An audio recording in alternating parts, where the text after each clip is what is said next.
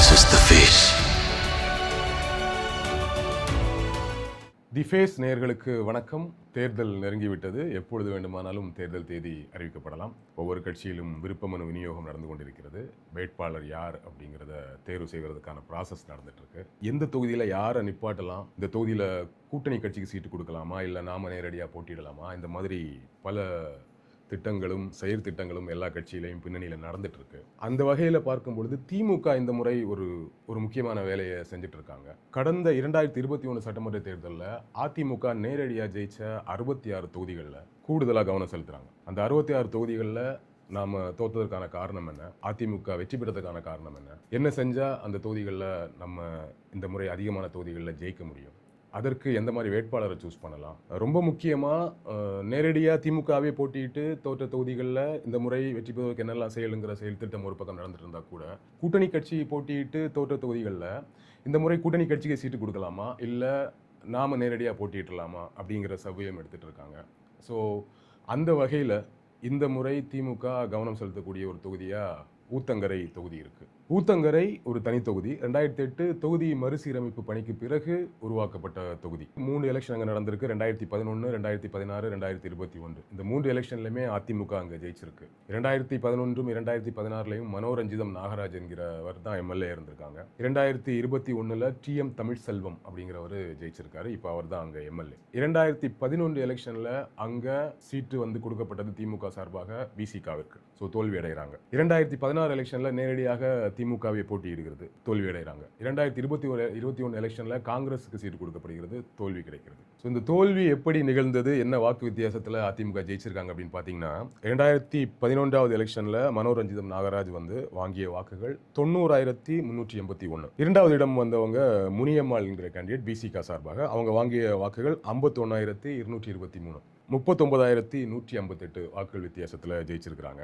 அதுவே 2016 பார்த்தீங்கன்னா மக்கள் நல கூட்டணி இருந்தது. ஸோ திமுகவே நேரடியாக அங்கே போட்டியிடக்கூடிய ஒரு சூழல் இருந்தது. ஸோ திமுக நேரடியாக போட்டியிடுகிறது. திமுக சார்பாக போட்டியிட்டவர் வந்து எஸ் மாலதி. அந்த முறை மீண்டும் அந்த தொகுதியில் மனோரஞ்சிதம் நாகராஜ் ஜெயிக்கிறாங்க. இந்த முறை மனோரஞ்சிதம் அவர்கள் வாங்கிய வாக்குகள் 69,980. டிஎம்கே சார்பாக போட்டியிட்ட மாலதி அவர்கள் வாங்கிய வாக்குகள் 67,367. ஸோ வாக்கு வித்தியாசம் பார்த்தீங்கன்னா வெறும் 2,613. ஸோ ரொம்ப க்ளோஸில் போய் தான் தோல்வி நிகழ்ந்திருக்கு. 2021 காங்கிரஸுக்கு சீட்டு கொடுக்குறாங்க. அந்த தொகுதியில் காங்கிரஸ் சார்பாக போட்டியிட்டவர் எஸ் ஆறுமுகம் 71,288 வாக்குகள் வாங்குறாரு. இந்த முறை ஏடிஎம்கே சார்பாக போட்டியிட்டவர் வந்து TM தமிழ்செல்வம், அவர் தான் இப்போ கரண்ட் எம்எல்ஏ. அவர் வாங்கிய வாக்குகள் 99,675. வாக்கு வித்தியாசம் பார்த்தீங்கன்னா 28,387. ஸோ இங்கே தான் திமுக இந்த எலெக்ஷனை பொறுத்த வரைக்கும் ஒரு முடிவுக்கு வராங்க. 3 முறை தோல்வி அடைந்திருக்கிறது நம்முடைய கூட்டணி. ஒரு முறை நம்ம நேரடியாகவே போட்டியிருக்கிறோம். வெறும் 2,600 வாக்குகள் வித்தியாசம் தோற்றிருக்கிறோம். ஸோ அப்போ நேரடியாக நம்ம அங்கே போட்டியிட்டால் நம்ம வெற்றி பெறுவதற்கு வாய்ப்பு அதிகம் அப்படிங்கிற ஒரு முடிவுக்கு வந்திருக்கிறாங்க. ஸோ இந்த முறை கூட்டணி கட்சிகளுக்கு அந்த சீட்டை கொடுக்காம நேரடியாக திமுக போட்டியிடுவதா முடிவெடுத்திருப்பதாக தகவல். அந்த வகையில் இந்த முறை ஊத்தங்கரை தொகுதியில் திமுக சார்பாக போட்டியிடக்கூடிய வேட்பாளர் திரு இசை அவர்கள் அப்படிங்கிறது தகவல். சரி, யார் இந்த இசை? திமுக தகவல் தொழில்நுட்ப அணியோட மாநில துணை செயலாளர் தான் இந்த இசை. வேலூர் மண்டல பொறுப்பாளரும் கூட. 2018 டிஎம்கே ஐடி விங்கோட டெபுட்டி செக்ரட்டரியாக இருக்கிறார். சரி, இவர் எப்படி கட்சிக்குள்ளே வந்தார் அப்படிங்கிறது தான் ரொம்ப இன்ட்ரெஸ்டிங்கான விஷயம். அடிப்படையில் ஐஎம்பியில் படித்தவர். எனக்கு தெரிஞ்ச திமுகவில் வேறு யாரும் ஐஎம்பியில் படித்தவங்க இருக்காங்களான்னு தெரியல. ஐடி கம்பெனியில் ஒர்க் பண்ணிட்டு இருந்தவர். நம்முடைய இன்றைய துணை முதலமைச்சர் உதயநிதி அவர்கள் தான் 2018 இவரை கட்சிக்குள்ளே கூப்பிட்டு வரார். ஸோ அப்படித்தான் கட்சிக்குள்ளே வராரு. ஸோ உதயநிதியோடு ரொம்ப நெருக்கமான நட்பில் இருக்கக்கூடியவர். ஸோ கட்சியில் இணைந்ததற்கு பிறகு இமிடியேட்டாகவே 2019 பார்லிமெண்ட் எலெக்ஷன், அதற்கு பிறகு நடந்த உள்ளாட்சி தேர்தல்கள், 2021 சட்டமன்ற தேர்தல், 2024 பார்லிமெண்ட் எலெக்ஷன், இந்த எலெக்ஷனில் வந்து பெருசாக இறங்கி வேலை செஞ்சுருக்கிறாரு. ரொம்ப குறிப்பாக டிஜிட்டல் ஐடி விங் இல்லையா, ஐடி விங்கில் என்னென்ன வேலை செய்யணும், எந்த அளவுக்கு அந்த பிரச்சார யுக்திகள் இதிலெல்லாம் ரொம்ப சீரியஸாக இறங்கி வேலை செஞ்சவர். ஸ்பெஷலாக சொல்லணும்னா எலெக்ஷன் நேரம் எலெக்ஷன் கமிஷன் சொல்லக்கூடிய விஷயங்களை செய்ய வேண்டியது இருக்கும். அந்த பணிகளை கவனிச்சுக்கிட்டதாகட்டும், நேரடியாக மாவட்ட செயலாளரோட தொடர்பில் இருந்ததாகட்டும், டிஜிட்டல் பிளாட்ஃபார்ம், மீடியா பிளாட்ஃபார்ம், அதில் எல்லாம் திமுகவின் பிரச்சாரங்கள், திமுகவின் செயல் திட்டங்கள், இந்த மாதிரியான விஷயங்களை ரொம்ப சக்ஸஸ்ஃபுல்லாக செஞ்சதாகட்டும், இந்த மாதிரி தொடர்ச்சியாக பல பணிகளை செஞ்சுட்டு இருக்கவர். இன்னொரு இன்ட்ரெஸ்டிங்கான விஷயம் என்னென்னா, சபரீசன் அவர்களுடைய உறவுக்காரர் கூட. ஸோ இப்படி பல வகையில் தலைமைக்கு நெருக்கமாக இருக்கக்கூடிய நபர்.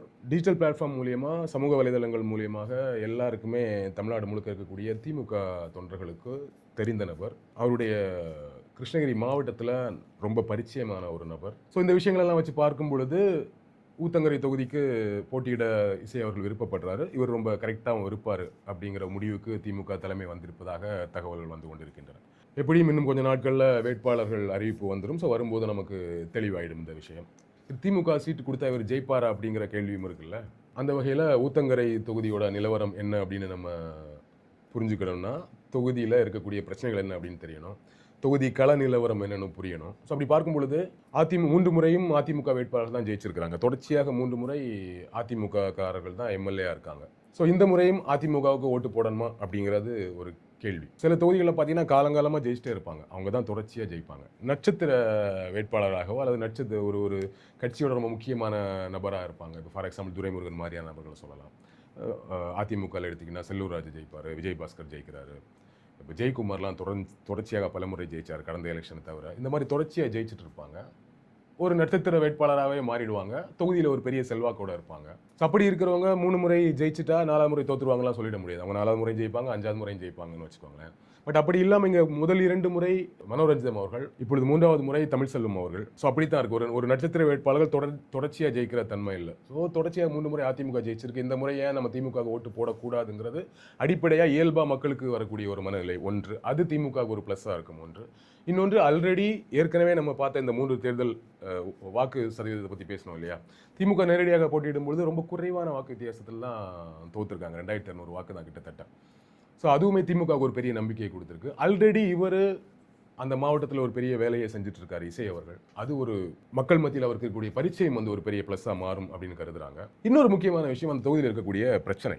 தொகுதியில் இருக்கக்கூடிய கிராமப்புறங்களில் சாலை வசதியிலேருந்து ஆரம்பித்து, குடிநீர் வசதியிலேருந்து ஆரம்பித்து, விவசாயத்திற்கான நீர்ப்பாசன விஷயங்கள்லேருந்து ஆரம்பித்து ஒரு பெரிய பிரச்சனைகள் இருந்துகிட்டே இருக்குது தொடர்ச்சியாக. இன்னும் முழுமையாக தீர்க்கப்படாத பிரச்சனைகளாக இருக்குது. சில டெவலப்மெண்ட்ஸ் நடந்திருந்தால் கூட முழுமையாக தீர்க்கப்படலை பிரச்சனை இன்னும். ஸோ 3 முறை தொடர்ச்சி அதிமுக எம்எல்ஏக்கள் இங்கே இருக்கிறாங்க. இன்னும் இந்த பிரச்சனை தீராமல் இருக்குது. அதுவும் அடிப்படை பிரச்சனையாக இருக்குங்கிறது தொகுதியில் இருக்கக்கூடிய கிராமப்புறங்களில் அதிமுக ஒரு பெரிய மைனஸாக இருக்கிறதா கருதுகிறோம். இது ஒரு நீண்ட காலமாக இருக்கக்கூடிய தொகுதியும் இல்லை. 3 முறையாக தான் இந்த தொகுதி இருக்குது. 2008க்கு பிறகு உருவாக்கப்பட்ட தொகுதி. 3 எலெக்ஷன் தான் நடந்திருக்கு. அப்படிங்கும்பொழுது ஒரு சேஞ்சை மக்கள் விரும்புகிறதா திமுக நம்புகிறாங்க. கிட்டத்தட்ட அது ஓரளவுக்கு உண்மையாக இருக்குமோன்னு கூட நமக்கு தோணுது. ஸோ இந்த மாதிரியான விஷயங்கள். மேலும் இசை அவர்களுக்கு இருக்கக்கூடிய கட்சியில் இருக்கக்கூடிய தலைமையோடு இருக்கக்கூடிய நேரடி தொடர்பு, ஸோ அவங்களோட கான்ட்ரிபியூஷன், மாவட்ட செயலாளரோடு ஒரு நெருங்கிய தொடர்பில் இருக்கிறார், ஒரு உறவுக்காரராகவும் இருக்கிறதா சொல்லப்படுகிறது. ஸோ அவரோட சப்போர்ட்டு எல்லாத்துக்கு மேலே அவரும் படித்தவர், ரொம்ப ஆங்கில புலமை உள்ளவர், ஒரு அறிவார்ந்தவர். பர்சனலி ஒரு தொகுதிக்காக மக்கள் என்ன நினைப்பாங்கன்னா, நம்முடைய வேட்பாளர் நம்முடைய தொகுதி பிரச்சனைகளை, அடிப்படை தேவைகளை இன்னும் பூர்த்தி செய்யப்படாமல் இருக்கிறது, அடுத்த கட்டம் செல்வதற்கான வேலைகளுமே நடக்கணும், பெருசாக நடக்கலை. ஸோ அப்போ நம்மளுடைய தேவைகளை சட்டமன்றத்தில் பேசி நமக்காக வாங்கி தரக்கூடிய ஒரு நபராக, படித்தவராக, ஒரு இளைஞராக, ஒரு நல்ல பேசக்கூடியவராக, நல்ல பரிச்சயம் உள்ளவராக நாம் சில விஷயங்களை புரிஞ்சிக்க முடியும்.